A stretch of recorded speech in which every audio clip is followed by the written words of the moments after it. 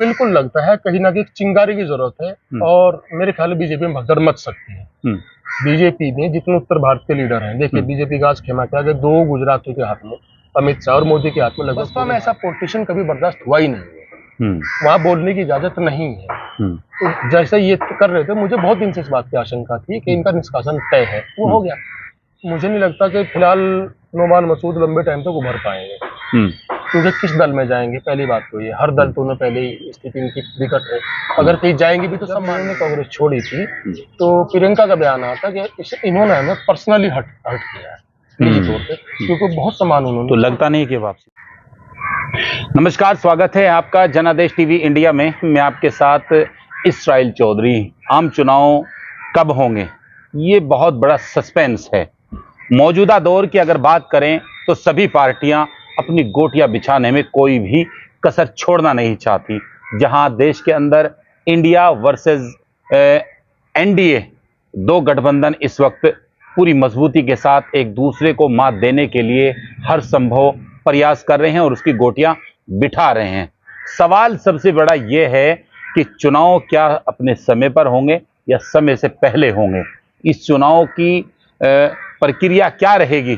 अभी मौजूदा दौर की अगर बात करें तो मौजूदा दौर में देश के अलग अलग कोनों से जो आवाजें निकल कर आ रही है और जो राजनीतिक विश्लेषक हैं वो एक अलग तरीके की अपनी भविष्यवाणी कर रहे हैं। उनका कुछ का कहना है कि चुनाव समय से पहले होंगे, कुछ का कहना है कि चुनाव मौजूदा दौर की स्थिति को देखते हुए तो कहीं ना कहीं समय पर चुनाव होंगे।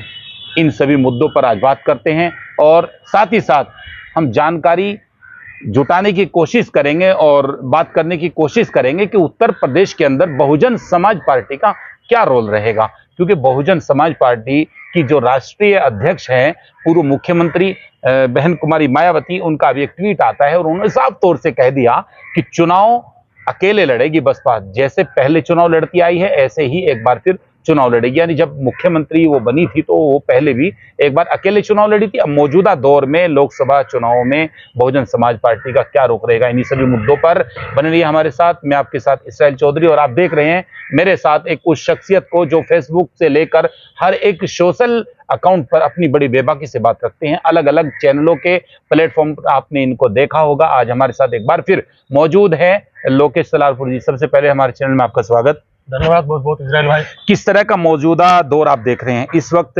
भारतीय जनता पार्टी है और एक तरफ कांग्रेस, उसकी अगुवाई में इंडिया बना और इसकी अगुवाई में एनडीए बना। एनडीए पहले से ही मौजूद है और सरकार चला रहे हैं और एक तरफ इंडिया है। अब क्या देखते हैं, राहुल गांधी ने एक बहुत बड़ी यात्रा करी, यहीं से शुरुआत करते हैं। उन्होंने एक यात्रा निकाली और उस यात्रा का कहीं ना कहीं इतना साइड इफेक्ट हुआ कि सत्ताधारी पार्टी उस पर एक सवाल निशान खड़ा करने लगी। आप उसको सबसे पहले उसी को आप किस तरह से देखते हैं? जहां तक राहुल गांधी की पदयात्रा थी, उसके बाद निस्संदेह हिंदुस्तान की राजनीति के बहुत सारे समीकरण बदल गए जी। पहले राहुल गांधी की जो एक इमेज थी पप्पू की बनाई हुई थी, हालांकि पप्पू है नहीं, क्योंकि समझदार सुलझा हुआ इंसान के बतौर बहुत बेहतर उच्च स्तर का इंसान है, लेकिन उसकी इमेज पप्पू की बनाई। राजनीति में चलता है, राजनीति में पैसे का इस्तेमाल करके या मीडिया का कैसे भी आप किसी की इमेज को खराब कर देते हैं। वैसे ही पुरानी कहावत है, अगर किसी को बर्बाद करना तो उसकी रोटी पे हमला करो या उसकी इमेज पे हमला करो। तो उसकी इमेज पे हमला था। नतीजा 10 साल कांग्रेस सत्ता से बाहर रही है। अब उन्होंने यात्रा निकाली। यात्रा के बाद निसंदेह आप भी महसूस करते हैं, मैं भी महसूस करता हूँ, जब बच्चा महसूस करता है कि राहुल गांधी की छवि बहुत मजबूत हुई है। उसका फायदा आज इस गठबंधन को भी मिल रहा है। वही वजह थी कि सारे गठबंधन जितनी पार्टी आई है वो सब राहुल के साथ चलने को तैयार खड़े हैं, बल्कि अपनी तरफ से इनिशिएटिव लेके साथ जा रहे हैं। रही बात उधर एनडीए गठबंधन की, एनडीए गठबंधन में जो पहले महत्वपूर्ण पार्टनर थे वो आज नहीं है। जैसे शिवसेना नहीं है, राजद नहीं है, आपका पंजाब की पार्टी अकाली दल नहीं है, तो ये तो उसमें है नहीं। तो आज जो उनका गठबंधन है उसमें ज्यादातर पार्टी ऐसी है जिनके पास कोई सांसद भी नहीं है। और मैं आपको एक बात और बताऊं, दोनों गठबंधन की खास बात है कि आज की तारीख में जो गठबंधन एनडीए है उसके पास मात्र 1500 कुछ विधायक है, 1528 है शायद, जबकि इंडिया गठबंधन के पास 1800 कुछ विधायक है। यानी अगर आज करंट सिनेरियो जो फिलहाल सरकारें चल रही है उसके आधार पर भी इंडिया गठबंधन यहाँ मजबूत है। अच्छा, सवाल यहाँ खड़ा ये होता है, जब एक तरफ बताया जा रहा है कि उनकी छवि में सुधार हुआ, आप भी कह रहे हैं और भी बहुत सारे लोग कहते हैं उनकी छवि में सुधार, तो फिर कांग्रेस पार्टी जिस तरह इंडिया के नाम से गठबंधन, तो क्यों ना राहुल गांधी कोई एक वो चेहरा बनाकर खड़ा, क्योंकि देश चाहता है ना, आम नागरिक जानना चाहता है इंडिया का चेहरा कौन होगा, और बीजेपी कहीं ना कहीं इसी का फायदा उठाती है। वो कहते हैं इनके पास चेहरा ही नहीं है। नहीं, ये गलत कहना गलत है कि बीजेपी इसका फायदा उठाती है। देखिए, बीजेपी केंद्र का चुनाव ठीक है, मैं मानता नेहरू उनके उस पर लड़ रही है। ये 2014 में मोदी के चेहरे पर चुनाव लड़े थे, क्योंकि मोदी की छवि गढ़ने के लिए मोटा पैसा इन्वेस्ट किया गया था। उद्योगपति थे, कुछ और विदेशी ताकतें थी। लेकिन यही मोदी जब विधानसभा के चुनाव होते, वहां कौन चेहरा होता है? यूपी का चुनाव था 2017 का, कौन चेहरा था? कोई चेहरा नहीं था। अभी आपके हिमाचल से लेके जहां जहां आप चुनाव देख रहे हैं, कोई चेहरा था क्या? तो वहां चेहरा क्यों नहीं है? तो पर आप इनके लिए क्यों कह रहे हैं चेहरा? ये तो बहुत अच्छी बात है, डेमोक्रेटिक बात है कि बहुत सारे साथी लोग मिलकर चुनाव लड़ रहे हैं और वो अपने लोकतांत्रिक तरीके से तय करेंगे हमारा चेहरा कौन है, हमारा पीएम कौन होगा। इसमें क्या बुराई है? अच्छा, मौजूदा दौर में एक अजीब सी चहलकदमी मौजूदा केंद्र में देखी जा रही है, जो सरकार चल रही है, कहीं ना कहीं उस पर आपको लगता है कि इंडिया का जो एक भय है वो उनके चेहरे पर है, या फिर उनकी एक पॉलिसी यही है कि वो इसी तरीके से चुनाव की तैयारी भय है, निसंदेह भय है। फिलहाल बैकफुट पे है भाजपा, पूरी तरह बैकफुट पे है। उन्हें लगता है शायद ये चुनाव हाथ से जाएगा, क्योंकि जो मीडिया रिपोर्ट्स हैं, जो सर्वेज हैं, इन्हें भी पता, अपने इंटरनल सर्वेज भी आरएसएस कराती है, आईबी इनके पास है और बहुत सारी एजेंसी इनके पास है, विदेशी एजेंसीज की भी मदद लेते हैं। तो इनको पता है कि चुनाव में आपके हाथ से चुनाव फिसल रहा है, तो भय तो है। अच्छा, ये परिस्थिति क्यों बनी, ये क्यों आई, ये कंडीशन के उनके हाथ से चुनाव फिसलता हुआ नजर आ रहा है? कई सारी वजह। देखो, बेरोजगारी एक बड़ी वजह है। दरअसल क्या है कि सरकारों का ट्रेंड होता है, कुछ सरकारें ऐसी होती हैं जो वेलफेयर स्टेट की तरह काम करती है, जनता की भलाई के लिए काम करती हैं, वो अपने आप को उद्योगपति को नहीं सौंपती।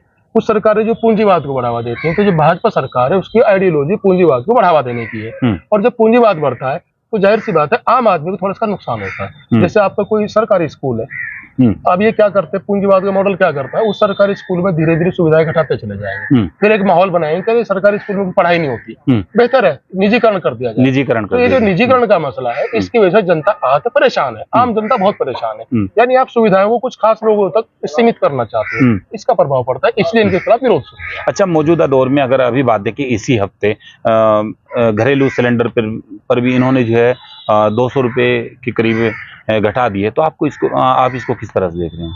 अरे भाई, मैं क्या, हर आदमी देख रहा है, भाई आप एक 400 रुपए की चीज को 1200 की करोगे, फिर 200 घटाओगे, तो बाकी गैप कौन देगा? यानी इसका मतलब ये स्वीकार कर रहे हैं, उन्होंने क्या कहा मोदी जी ने भी, कि रक्षाबंधन में अपनी बहनों को तोहफा दे रहा हूँ, उससे मुझे भरोसा है कि उनका जीवन सरल होगा, सुगम होगा, लाभ मिलेगा। तो भाई अभी तक आप उनका जीवन दुरूह करते जा रहे थे क्या? आपने 200 रुपए घटाए, आप अभी 1200 सिलेंडर दे रहे थे, तब आपको इन बहनों की याद नहीं है 8-9 साल तक, तब तो आप लगातार महंगाई बढ़ाते जा रहे थे। तो ये तो कुछ उनका, मुझे तो लगता नहीं कैसा बयान है, और क्या चाह रहे हैं, 200 रुपए सिलेंडर कम करके आप लाभ क्या देंगे? बाकी चीज तो महंगी जो कि तू है। अच्छा, कई सीनियर जर्नलिस्टों को मैं देख रहा था, उनकी जो भविष्यवाणी मौजूदा दौर में चल रही है, वो कह रहे हैं कि कहीं ना कहीं बीजेपी के अंदर भी एक ऐसा खेमा है जो कहीं ना कहीं मौजूदा सत्ताधारी जो लोग हैं उनसे कहीं ना कहीं नाराज है, वो दबी जुबान वो सामने नहीं आना चाहते। ऐसा कुछ आपको लगता है, जैसा आप लगातार सोशल मीडिया पे एक्टिव रहते हैं? बिल्कुल लगता है, कहीं ना कहीं चिंगारी की जरूरत है, और मेरे ख्याल में बीजेपी में भगदड़ मच सकती है। बीजेपी में जितने उत्तर भारत के लीडर हैं, देखिए बीजेपी का आज खेमा क्या है, 2 गुजराती के हाथ में अमित शाह और मोदी के हाथ में लगभग पूरी भाजपा है, कहने को राष्ट्रीय अध्यक्ष है, उनकी वैल्यू सबको पता है। वैसे भी जो संवैधानिक संस्थाएं वो भी इनके काबू में पूरी तरीके से, चुनाव आयोग इनसे बगैर पूछे कुछ करने की स्थिति में नहीं, सबको पता है। ये कोई ऐसी दबी छुपी चीज नहीं है, ये पूरी तरह आउट है, बच्चा जान गया, सोशल मीडिया के जरिए जान गया, भले मीडिया ना बताए। तो जो उत्तर भारत के नेता है, शिवराज सिंह चौहान है, वसुंधरा राजे का सबको पता है क्या स्थिति है, और आपका राजनाथ सिंह है, और बहुत सारे नेता हैं, तो उनके मन में कहीं ना कहीं प्रॉब्लम तो है, कहीं ना कहीं अंदर खाने दिक्कत है। योगी का तो क्लियर पता है कि योगी के और अमित शाह की भी 36 का आंकड़ा चल रहा है, बहुत सारी घटनाएं सामने भी आई है, तो कहीं ना कहीं है, आग सुलग रही है, मौके की इंतजार है। अच्छा, मौजूदा दौर की अगर बात करें तो मौजूदा दौर में जैसा अभी नूह में एक अजीब सा एक आपसी विवाद बढ़ा, और वो इतना बढ़ा कि उसको हवा देने के लिए कहीं ना कहीं एक टीम एक्टिव हुई। तो आप उसको किस तरह से देखते हैं? अब आम आदमी को झगड़े फसाद, आम आदमी कमेरा आदमी, वो शायद है, ऐसा लग रहा है कि अब वो इन झंझटों में पड़ना नहीं चाहता। मैं आपकी बिल्कुल, आपने सही सवाल उठाया। मैं लगातार एक बात कह रहा हूँ कि जिस सोशल मीडिया के जरिए ये माहौल बनाया गया था, वही सोशल मीडिया इस माहौल की काट पे भी आई है। यानी सोशल मीडिया मेरे हिसाब से दुधारी तलवार है, जहां वो माहौल गरमाने में आगे हैं, उसकी वजह से ही ये रहा कि माहौल वो नहीं बन पाया। नहीं तो मीडिया तो आप कैसे सारे इतने इलेक्ट्रॉनिक चैनल है, वो तो लगातार आग उगल रहे हैं, केरोसिन छिड़क रहे राहुल गांधी की भाषा में अगर कहूँ तो। लेकिन सोशल मीडिया ने ये माहौल बनाया कि नहीं, ये गलत है। और जैसे नूह में हुआ, नूह में सब लोगों ने विरोध किया। क्यों किया? कि उनको असलियत पता लग गई। जाटों ने विरोध सबसे पहले क्यों किया? कि वहां मुजफ्फरनगर में जब दंगा हुआ था, 6200 मुकदमे उन लोगों के ऊपर लगे थे, कोई उनको बचाने नहीं फिरा। मुकदमा अकेले भुगत रहे, चाहे हिंदू रहा चाहे मुसलमान रहा है। तो उनको पता है यार दंगे का नुकसान क्या है, इसका दंश क्या, हमें क्या झेलना पड़ेगा। वो बार बार आगाह करते रहे वहाँ। उसका रिजल्ट आया, वो जो आग भड़काना चाहते थे कुछ तत्व, वो भड़क नहीं पाई। मौजूदा हालात अगर उत्तर प्रदेश के देखें तो एक यहाँ योगी आदित्यनाथ के नेतृत्व में सरकार चल रही है, भारतीय जनता पार्टी की सरकार है। तो एक तरफ यहाँ बहुजन समाज पार्टी, कुछ लोगों का मानना यह है कि बहुजन समाज पार्टी अगर अपनी पे आ जाए और बहुजन समाज पार्टी अगर समस्त बहुजनों को लेकर और साथ ही साथ मुस्लिमों को लेकर अगर आगे बढ़े तो कहीं ना कहीं भारतीय जनता पार्टी को बहुत बड़ा नुकसान वो पहुंचा सकती है। तो एक तरफ इंडिया, एक तरफ एनडीए, तो आपको यहाँ बीच में बसपा कहाँ स्टैंड कर रही है? बसपा 4 बार चुनाव लड़ी है, यहाँ मुख्यमंत्री मायावती रही है, इसमें 3 बार वो भाजपा के सहयोग से रही है, यानी बिना किसी सहयोग के पूर्ण सत्ता में नहीं है। वो एक बार सत्ता में आई थी, बहुमत से 4, 5, 6 सीट ज्यादा थी उसकी, एक बार ऐसा हुआ है तो पूर्ण सत्ता में वो आई है। उसके बाद वो सत्ता में नहीं आई, फिर वो गठबंधन होकर गई। जैसे 2014 जब लोकसभा चुनाव हुआ था, उनके पास 0 सीट थी, कोई सीट नहीं थी। 2019 में अखिलेश ने अपनी तरफ से कोशिश की, पहले फूलपुर में उन्होंने प्रयोग किया था, फिर कोशिश की, मायावती भी करीब आई, उन्हें भी अपना भविष्य दिखाई दे रहा था। एक गठबंधन हुआ। उस गठबंधन के बाद हुआ क्या कि बसपा की 0 से 10 सीट हुई, सपा वहीं रही, 5 पहले थी, 5 ही बाद में रही। मायावती ने कुछ दिन बाद गठबंधन तोड़ दिया, जैसे बहुत सारे लोगों को आशंका थी। गठबंधन तोड़ने पर उन्होंने बयान दिया कि हमारा वोट ट्रांसफर हुआ है, लेकिन दूसरा सपा का वोट हमें ट्रांसफर नहीं हुआ। जबकि तथ्य ये नहीं कहते, तथ्य ये था कि अगर इनका वोट ट्रांसफर हुआ तो अखिलेश की सीट भी 5 से 15 होनी चाहिए थी। हाँ। और इनकी 0 पे रहनी चाहिए थी, अगर वो समर्थन नहीं दे रहे हैं। इनकी 10 हुई, तो नेचुरली बात है उनका वोट ट्रांसफर हुआ था। लेकिन मायावती ने गठबंधन तोड़ दिया। वो क्या प्रेशर रहा होगा, वो तो बहुत सारी चीज लोगों को पता भी है, कि बीजेपी का दबाव रहा हो या किसी ईडी में जैसी की संस्था का दबाव रहा होगा। बहरहाल गठबंधन टूट गया। फिर होते चुनाव पिछले साल 2022 का विधानसभा का, उसमें मायावती बगैर किसी गठबंधन की लड़की, बल्कि चर्चा तो यह है कि अपरोक्ष रूप से वो भाजपा का एक तरीके सेटिंग थी। कितनी सीट आई? एक आई थी, वो अगले दिन भाग के चला गया था। आज की तारीख में 0 सीट मायावती के पास विधानसभा में है। तो कहाँ है वोट की ताकत? अगर इसको देखें, हालांकि कहना नहीं चाहिए, लेकिन अगर कैलकुलेशन आप करें तो फिर मायावती की बसपा आज कहाँ खड़ी है? वो खड़ी है वोट काटने की स्थिति में। रही बात यह कि उधर इंडिया भी अपने गठबंधन में चाहता है, उधर एनडीए भी चाहता है। वो अब अलग अलग कारणों से चाहते हैं। एनडीए इसलिए चाहता है कि 4-5% वोट का शायद कुछ उधर लाभ मिलेगा। ठीक। इंडिया भी इसलिए चाहता है कि 4-5% वोट खराब करा सकती है, जैसे उनका पिछला अनुभव है पिछले चुनाव का, तो बेहतर अपने साथ रख लो। अब यह समस्या खड़ी होती है कि मायावती जाएगी कहाँ? मायावती लाख कह रही है कि मैं किसी के साथ नहीं जाऊंगी, लेकिन मजबूरी है। चुनाव डिक्लेयर होने के बाद पक्का माने कि, जहां तक मेरा मानना, हो सकता है मैं गलत भी साबित हो जाऊं, वो गठबंधन के साथ जाएगी। इसके पीछे 2 वजह है।